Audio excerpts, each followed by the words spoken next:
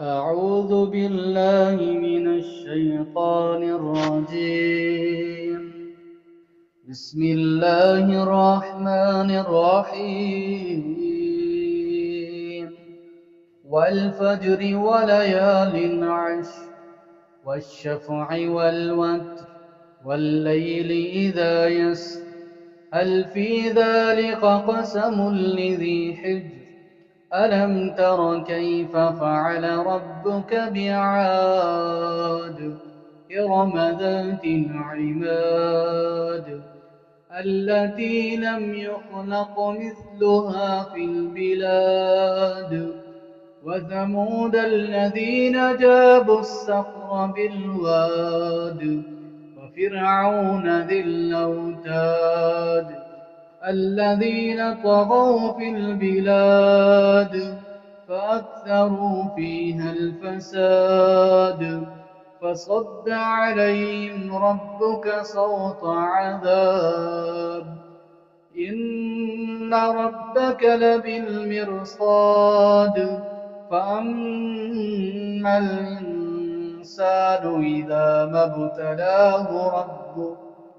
إذا ما ابتلاه ربه فأكرمه ونعمه فيقول ربي أكرمن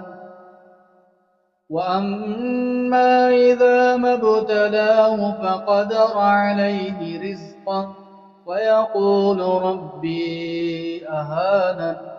كلا بل لا تكرمون اليتيم ولا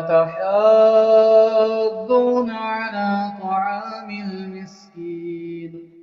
وتأكلون التراث أكلا لما وتحبون المال حبا جما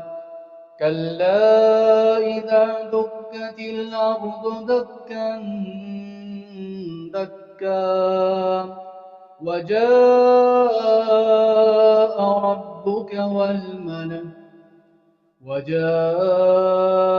ربك والملك صفا صفا وجيء يومئذ بجهنم يومئذ يتذكر الإنسان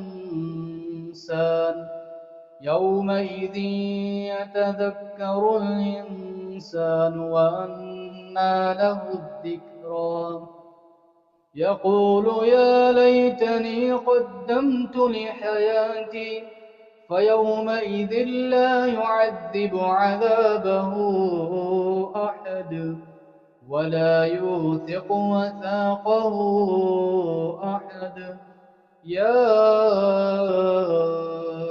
أيتها النفس المطمئنة ارجعي إلى ربك راضية مرضية فادخلي في عبادي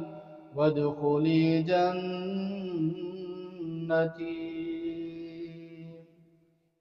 صدق الله العظيم.